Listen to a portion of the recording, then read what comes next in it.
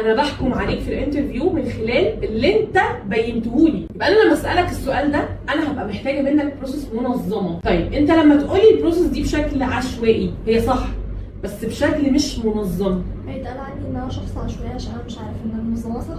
بالظبط. ليه؟ لان انا ما اعرفكش، انا بحكم عليك في الانترفيو من خلال اللي انت بينتهولي. فانا قلت لك سؤال، قلت لك موقف، قلت لك مشكله، انت التكنيكال بتاعك صح بس ما نظمتوش، هبقى عارفه ان انت شخص مش منظم. طريقه عرضكم او شخصيتكم مش بتبان بس في ان انتوا تقولوا انا عندي مهارات كذا وعندي شخصيه كذا وعندي كذا، لا، هي بتبان من طريقه عرضك للتكنيكال ده اصلا، او الحاجه اللي انت قلت لي ان انت بتعرف تعملها عملتها بطريقه عامله ازاي. فيبان بقى انت شخص منظم، شخص عشوائي، شخص انت بتعرف تتكلم كويس، شخص بتحل مشاكل بسرعه، شخص استوعبت السؤال بسرعه، فانت بتستوعب التاسك اللي هيجيلك بعد كده في الشغل بسرعه.